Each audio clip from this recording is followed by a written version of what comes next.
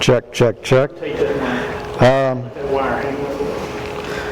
You sure? You're the radio guy. Yeah, that's why I don't think it's the mic. I think it's, will somebody wiggle that? I don't know that that's it or something else, but, well, maybe it is. Okay. Let's rotate this around so it hangs the other way. Keep talking. Check, check. 1, 2, 1, 2. 1, 2. Check, check, check. Check. 1, 2, 1, 1, 1, 1. Hello. 1, 2. Okay. Don't you want a job? So if any of you are interested, in doing that kind of work, there's certainly a need for broadcast engineers out there. It used to, every station had one, and now it's, it's probably 4 or 5 of us in the market here that take care of every station, and there's over 30 stations here, so, they're going to need somebody when I retire, and the other guys are all right around my age, so, I don't know what they're going to do. Anyway, talking about Arduino and Raspberry Pi projects, we're going to talk a little bit about Arduino because that's the one I have done the most with. I really like these little things.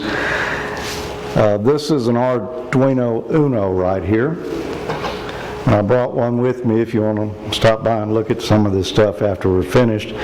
It's a little microcontroller there. You see there's only that one big chip there on it. That's a microcontroller. It's just a microcomputer, a real small computer. Everything's in that. The other components in there are nothing more than components to make the USB port work on it so that you can program it, and a crystal, because it's got to have an oscillator, and power supply. So that one little chip is essentially everything for it. Now there's a lot of inputs and outputs on there. It's a little hard to see that from here, but if you look across that top row, that's just a little header there where you can plug in jumper wires to hook to other things. There is, and I can't read that from here, but I believe there is about 15 or 16 digital I/O on it. Those pins can be used is anybody familiar with any of this? Has anybody ever played with these before? Okay. I shouldn't have touched the mic, should I? Don't touch it. Well, wow, I got a soldering iron out in the truck, but I don't know if we got time. Oh, man. Well, check, check, check. Okay. All right. I think it's the wire mic. It is. I'm pretty sure it is now. So, back where we were. There are, well, I can't see it with this pair of glasses.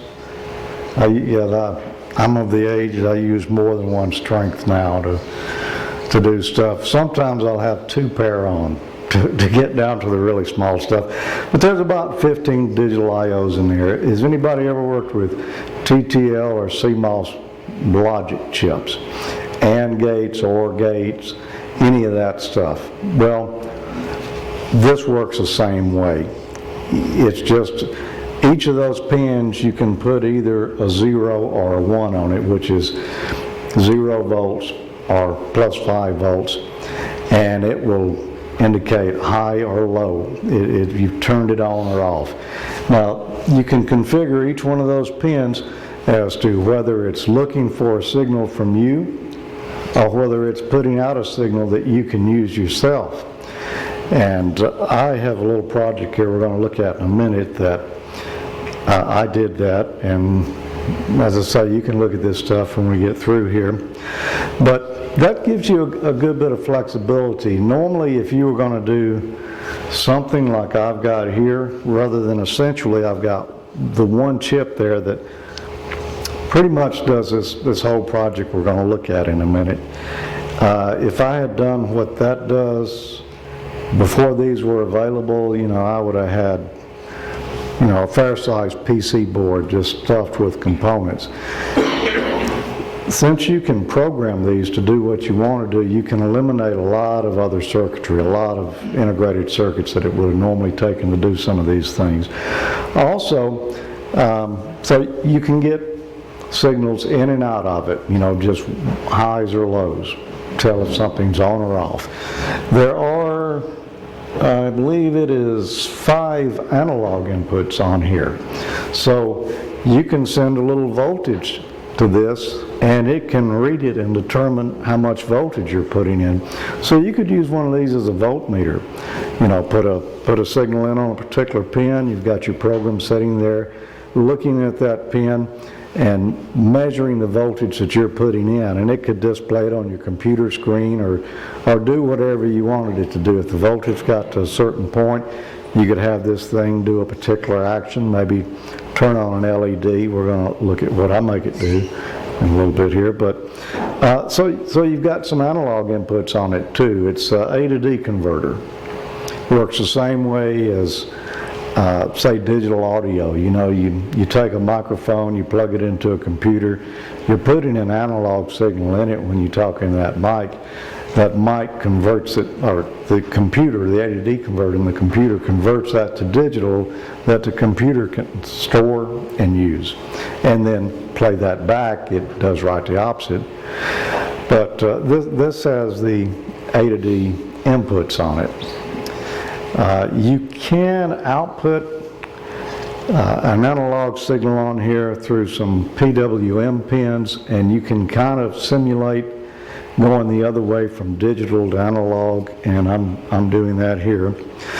But that's essentially what it is. That little chip right there, well, you can see the whole thing is, what, $18.70 on sale right now. If you've got any interest at all in these, it's well worth that. You can find clones of this on the internet for $5.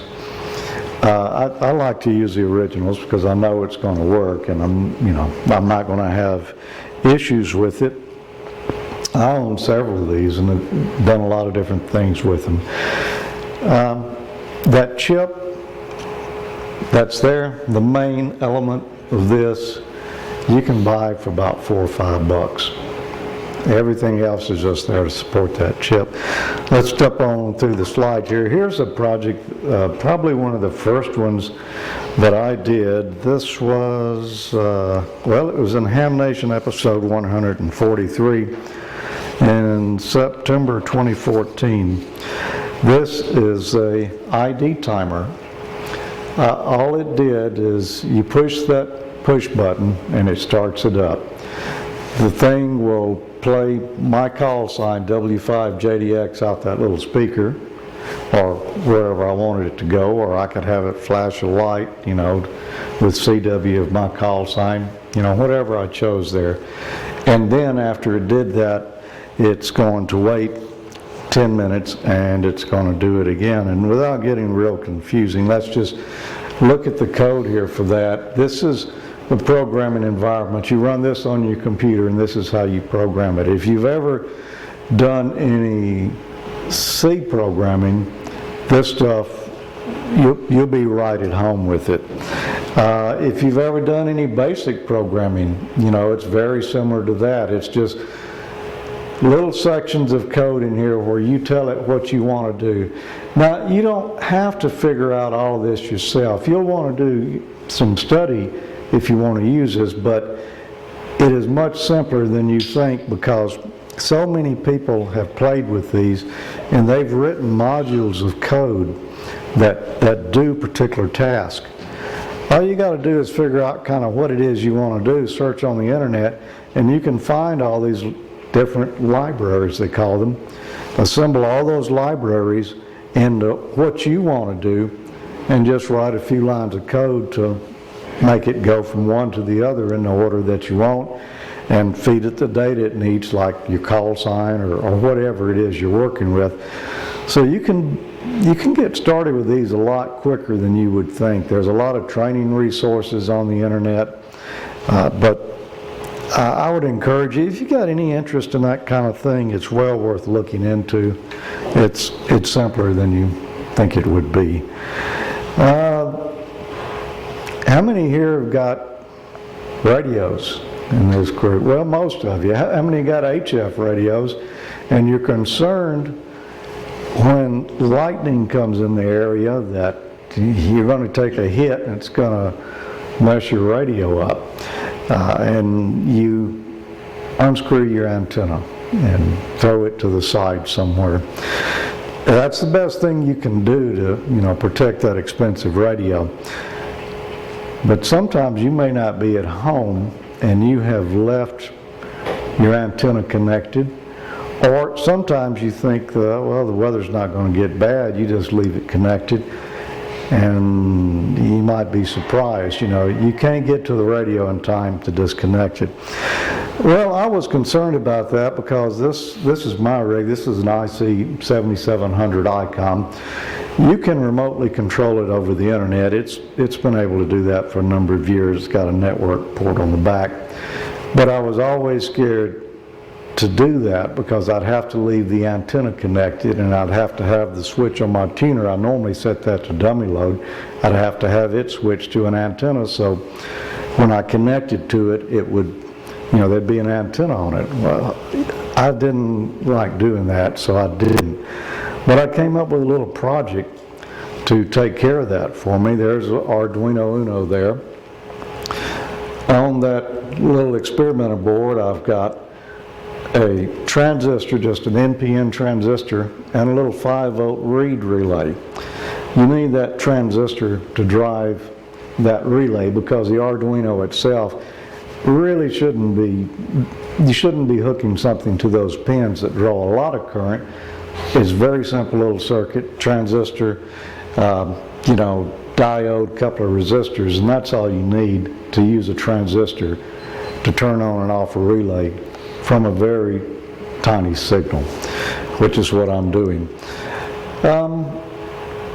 Okay, and you'll see that antenna switch there. That's just an MFJ antenna switch. It's two position.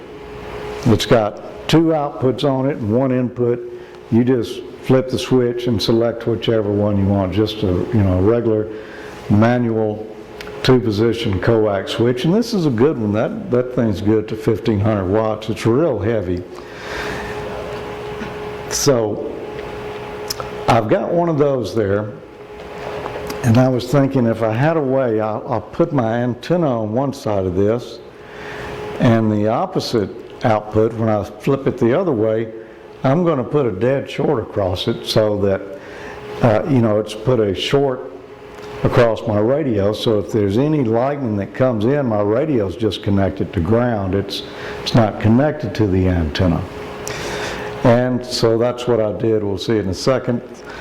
On top of that little rectangle box up above that switch is a servo. It's just a little computer controlled motor that you can tell it to go to a certain position on the clock, and it just turns there and stops.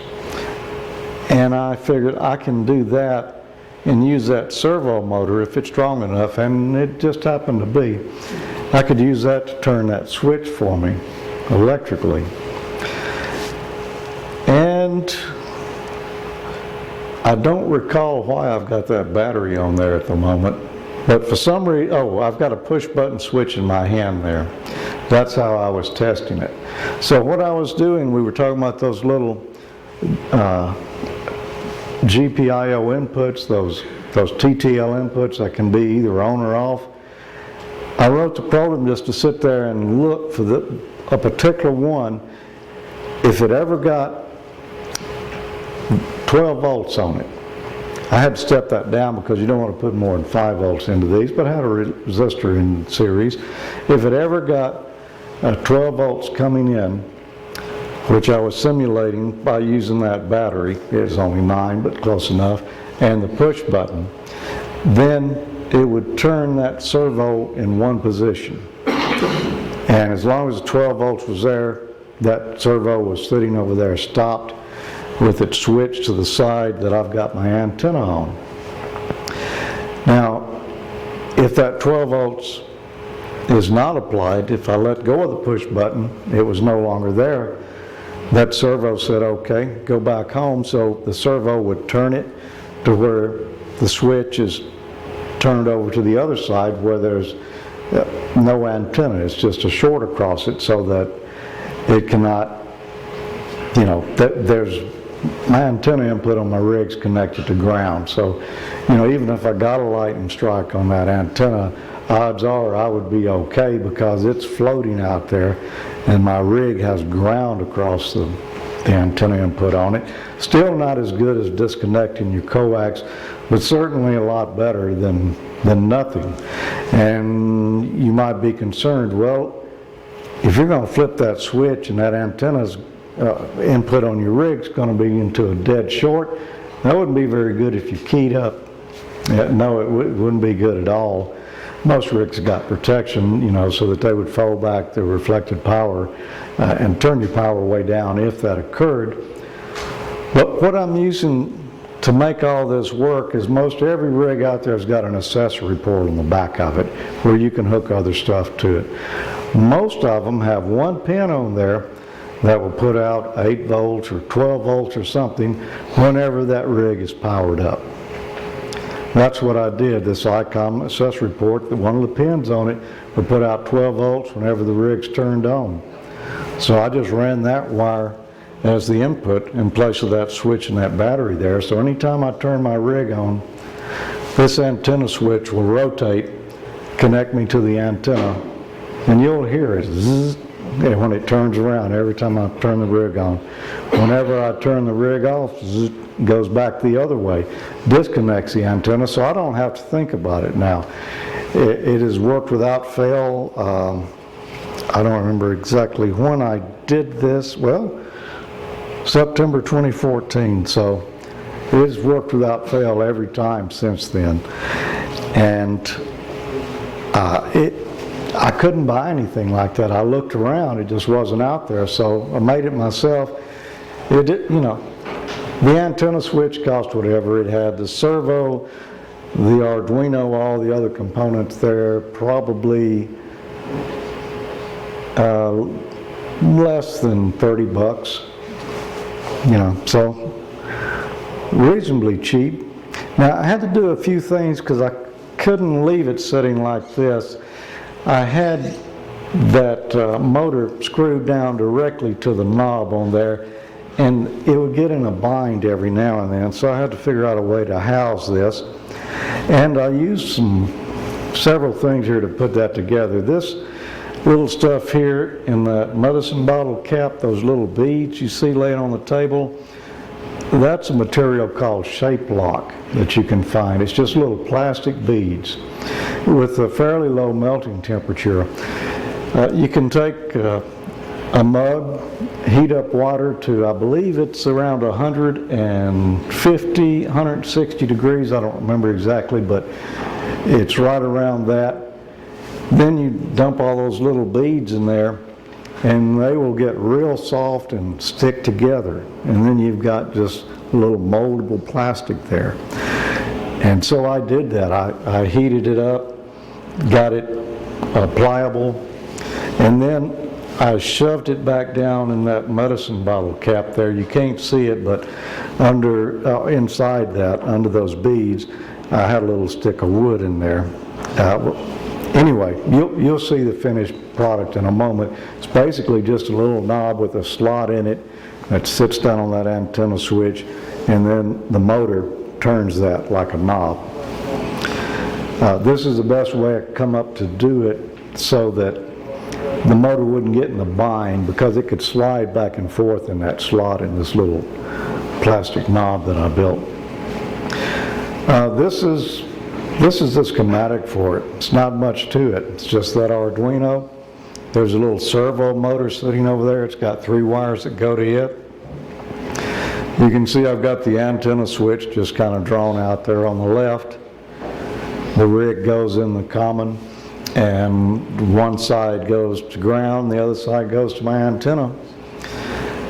Then over here on the right hand side, you see I've got the little single pole double throw relay. That's how I'm taking that 12 volts, or actually 13.8 coming from the rig, and sending the signal over to the Arduino.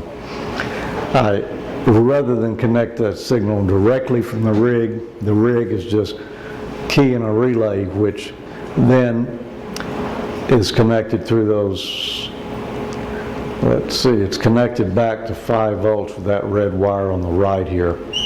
So I'm just putting 5 volts on one pin whenever the rig has no power. Whenever I power it up, that relay keys, pulls that wiper down on that relay, it sends 5 volts over to pin 4 there. And that's what keys my program in to, hey, the rig is on, you need to take action, turn the servo. This is an Arduino right here. This is a schematic diagram of what's on that board, and you can see there's a number of different chips on there, a number of different components. But when you get right down to it though, you don't need all of those. A lot of those are just there because this thing has a USB port on it, which is how you connect it to your computer to program it. You can eliminate a lot of the parts that are on here if you just really want to make a specific purpose project, and that's all it does. And that's what I did. You can eliminate all of these parts. So really you're down just that one chip, a crystal, and a few resistors and capacitors. And it's much smaller, doesn't cost much to do. I've forgotten exactly what I spent on it now. But I designed my own PC board for that. I had these made, if you've ever seen an Express PCB ad. This is one I had made here. I drew up these the layout for the printed circuit board using their software, which is free, and then I had them make the boards for me, and I had a little Arduino just pared down to this right here. And I made several of them. Since the boards they made were about twice the size of what I needed, I had them print 2 on each side because I'm cheap. And I can just rip it down the middle, and I got 2 for each PC board. One chip, I've got a 5-volt regulator on the bottom. I got a crystal, a couple of capacitors. Now let's see, only one resistor. Of course, I got a couple over here by the relay. That's separate of it. So basically I just made my own little Arduino circuit board there. I can just buy the chip for $4 or so, solder it on there, and make whatever I want to make with it. Now, here's the finished project. This is what it looks like now, and this is screwed on the wall in the shack.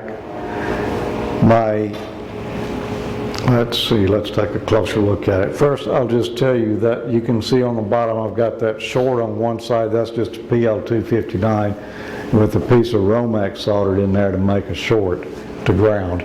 My antenna hooks the other side, and on the top is where I run my rig in. That little switch down there, it says normal and on, and I've got a little red flashing LED that I added that here recently. That's so if I want to manually turn it on, I can just hit that, and it doesn't need that signal from the rig. It just turns on itself. But inside the box here, here's what we've got. I told you that plastic knob that I made, well, there it is there at the top left. You can see that's a shape lock. It just melted down, formed perfectly down into that little medicine bottle cap. I had a little block of wood in there where you see that notch cut out, and it just kind of, spread around it. And I screwed that to the top of the motor there. Now I just take this and sit it over on top of the switch handle there. When that motor turns, it turns the switch handle. Doesn't get in a bind because it can kind of slide in that slot there. So it has worked without fail every time. Also in here, let's see, maybe the next slide shows it a little better. Here's another view of it. Yeah, that's where my rig goes in, that coax connector there on the right-hand side. You see the hole in the wall on the right-hand side. Right above that's just a little coaxial power jack. You can find those at the Hamfest. I didn't have any others than this one to use, so I just hot glued it the side there. There's a hole in the side. I plug in my voltage to power this. You can see that board across the top there.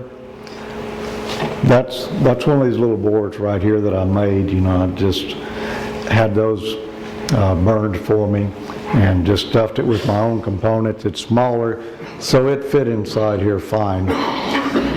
That little jack I've got my finger on, that's where I put the signal that's coming from the accessory port on my rig, so that I've got the 12 volts coming in. That's where I run it in. And there, of course, there's that toggle switch we talked about if I manually want to turn this on. And that's it.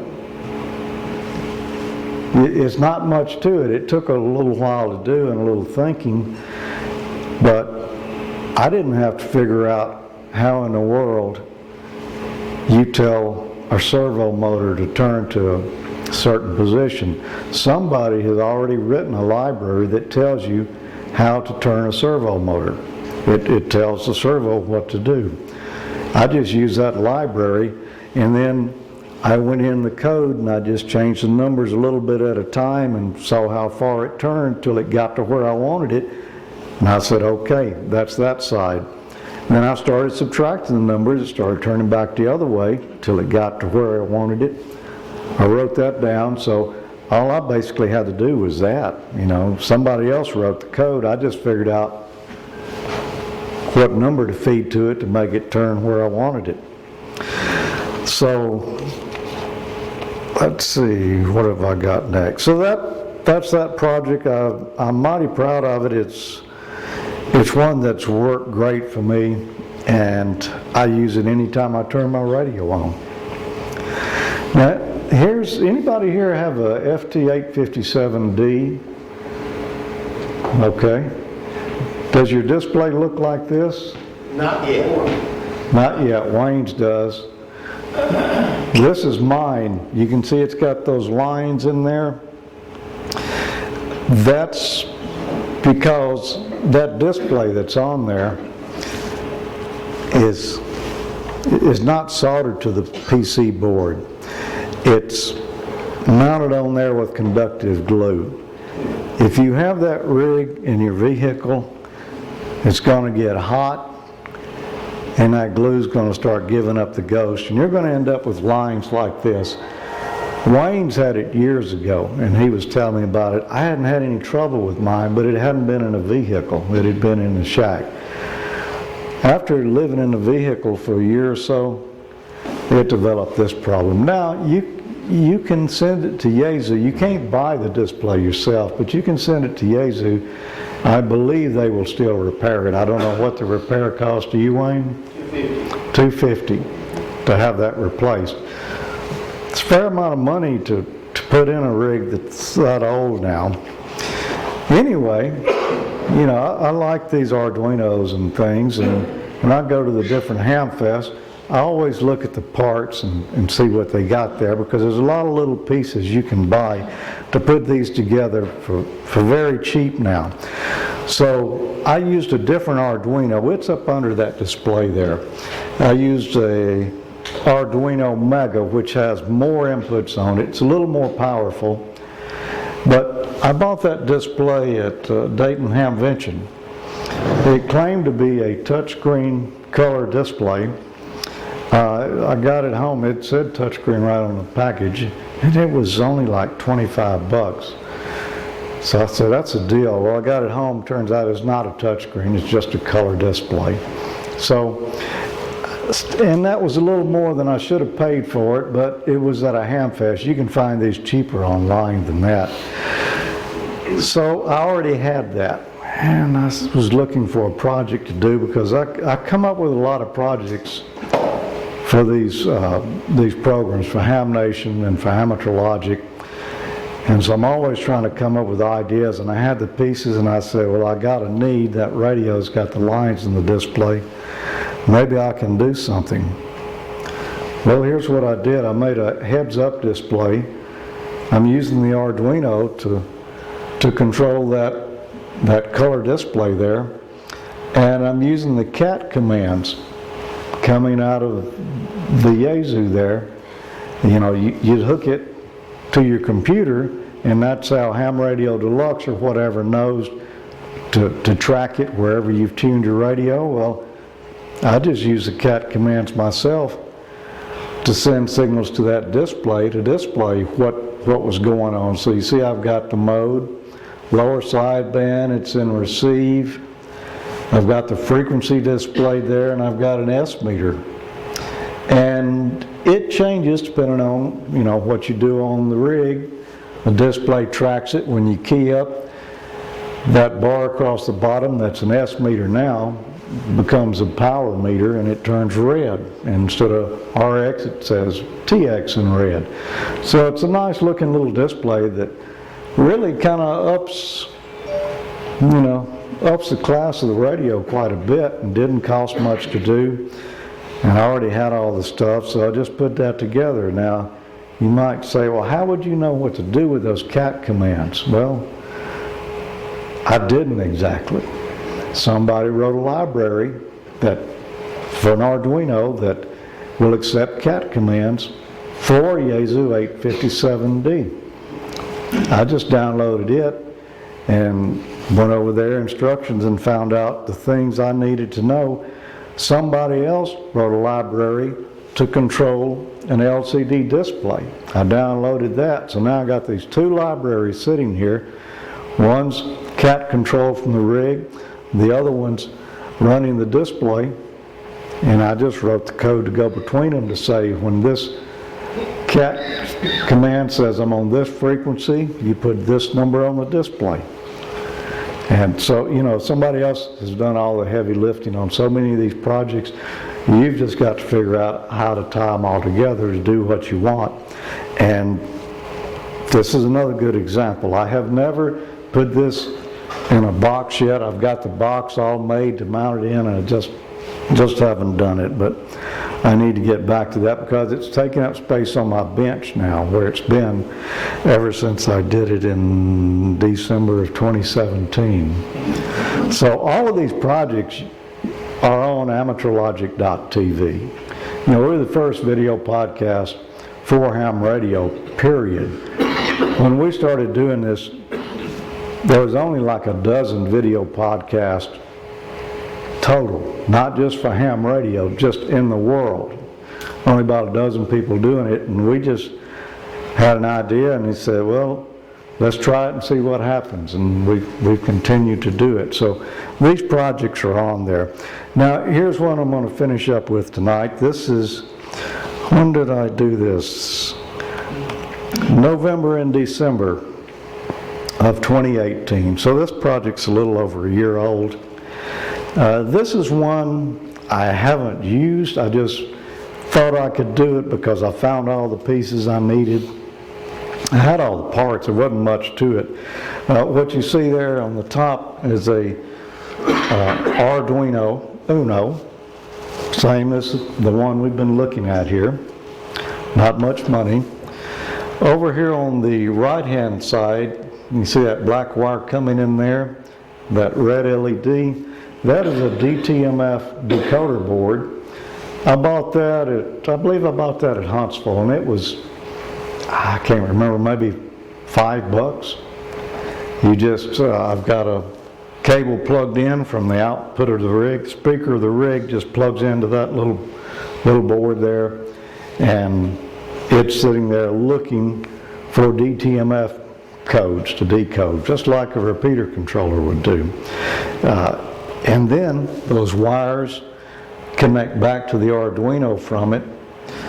That's detecting.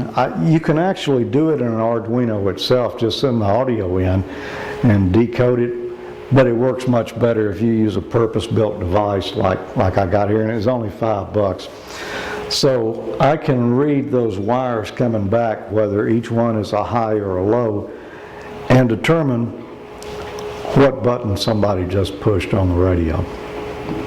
So anything that's on a regular Dtmf pad, 0 through 9, the pound, the asterisk, you know, everything that's on there, you can get a signal on those wires going back to that Arduino. So I did that. And you can see down here on this experimenter board, I've got a few components. On the left-hand side, there's a 10-turn, 10K ohm pot. That's just a precision potentiometer. So I've got voltage coming out of that power supply, running across that pot, and then I calibrate that pot so that I'm sending a certain amount to that analog input. Remember, we talked about the Arduino had a few analog inputs. So I've set it up so when I'm at 13.6 volts, I adjusted that potentiometer where that gives me 5 volts into one of those analog inputs on the Arduino. So now I can put a voltage in there and have the Arduino read it like a voltmeter. If the voltage goes up or down, the Arduino says it's a different voltage because it knows. It's just kind of like scale to it. Although it's only seeing 5 volts typically, actually it was less than that. I can't remember the exact voltage, but because 5 volts is the most it could read. So I gave it a little more leeway than that. So it's probably 3.5 volts or so. Come on over a little bit. There's 2 relays on there. And I put the little transistor for each one along with, you know, a couple of resistors and diodes so that I could drive those relays from the Arduino. The relay on the right hand side is connected, that blue cable there is a piece of Cat5 cable. It is plugged into the microphone jack on this, well, I brought an ID 880H here.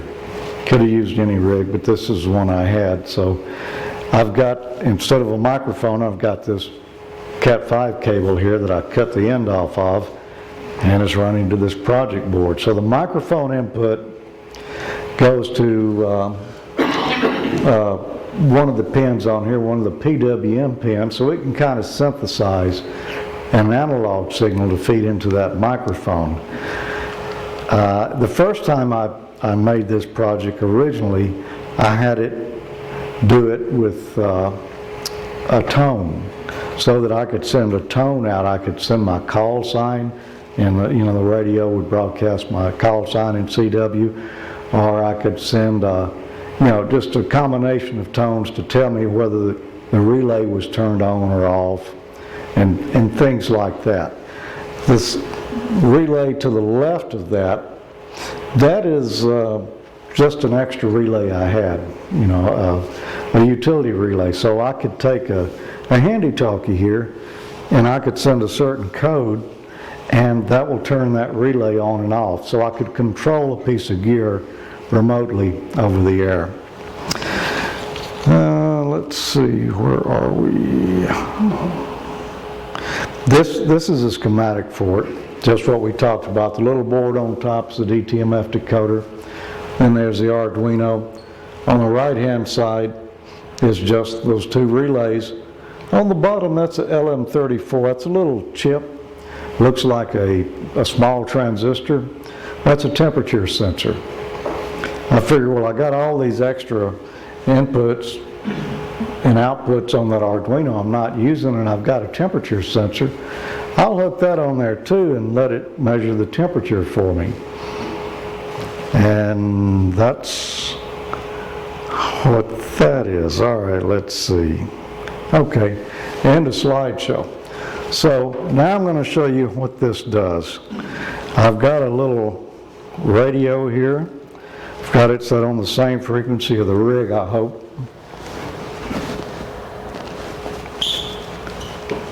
I do. Now, I'm going to send any Dtmf code I want to. I'm going to key it up on here. That rig's going to hear it, and the speaker output is connected back so that Dtmf decoder there can hear whatever I just sent. I'm sorry I'm running over here, but this is the end. So let's see, I'll push a 1.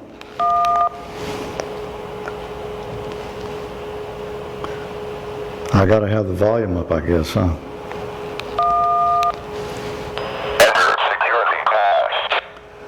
Said enter security pass. The Arduino talked. With a $4 chip, in addition to doing all this that we talked about, it talked. Somebody wrote a library using the old code that went with like the Texas Instrument Speak and Say, or you know, all these kids' toys. Somebody wrote a library for that Arduino that it's got a limited vocabulary. There's only certain words it can say. Somebody wrote a library for it. And I ran across it and I said, I've got to put that on here. Because this would be cool. It's just like a repeater controller or something. So I didn't have to figure out how to make this thing talk. Somebody else did it. All I had to do is get the library and just tell it what I wanted it to say when. So it wants a security code. Let me make it ask again, because I figured you just don't want to put this on the air, because you know anybody could do anything with it. W5JDX. Didn't hear me. Enter security pass. Ready. All right, it's ready. So I've got a few commands I can do on here. The first thing I'll do, let's get it to ID. I'm going to press 1.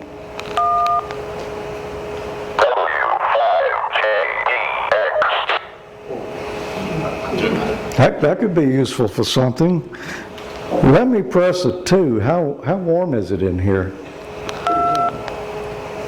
The temperature is 74.74 degrees.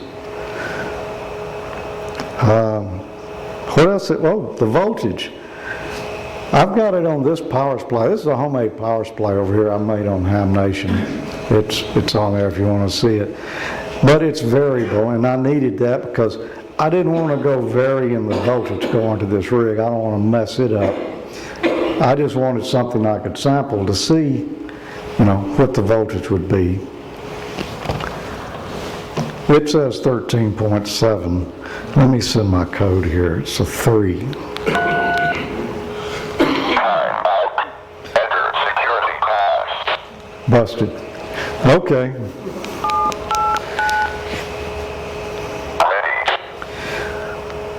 I'm going to send that 3 again. The power level is 13.79 volts. 13.79 volts. That's pretty close. So, let's see what happens if I change it. Let's change it a lot. The power is 10.98 volts. It'll take it a minute to catch up.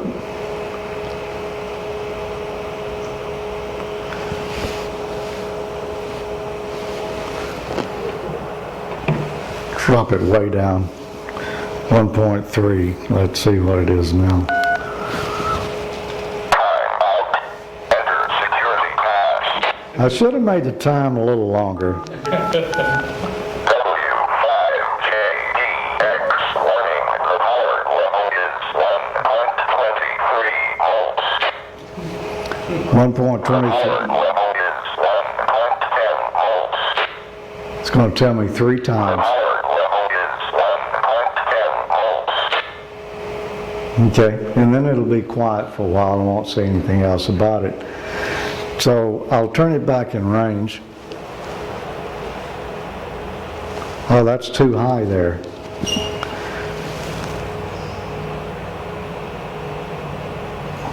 Okay, that's about where we would expect it to be right there. Let's see. W5JDX. Warning. The power level is 14.81 volts.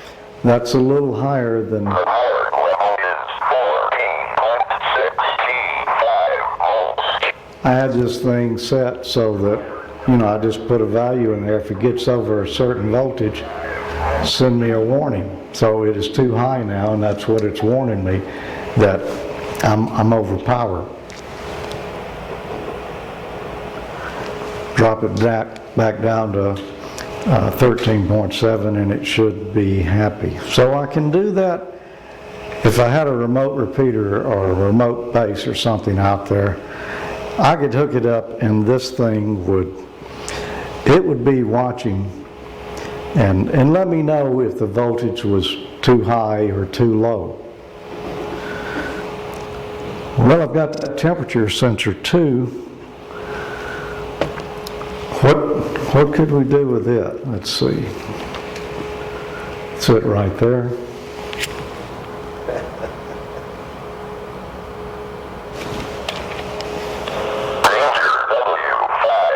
W5JDX. The radio is on fire. So, I hope y'all, I hope maybe I got somebody enthused enough to look at these little Arduinos. You can do all kinds of stuff. It's just a matter of how much time you want to put in it. All the resources are out there on the internet to learn this. All the heavy lifting's been done. You just search around till you find what it is you want to do and put all those pieces together, and you can set your radio on fire too.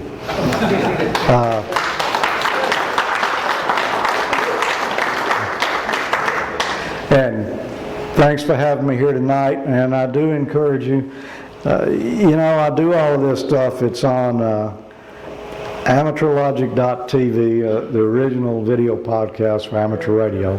One of the things I want to make sure that you're aware of is you've seen George as the excellent teacher.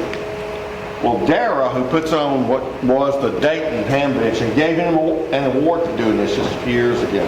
And I think you've seen kind of why. George has educated and taught us and encouraged us, just as he's done today, with sort of a subtle sense of humor. But everybody's going to respond to, your radio is on fire. So let's give George a big round. Frank, it's sort of like, hold my beer and watch this. That's what it is. Well, you got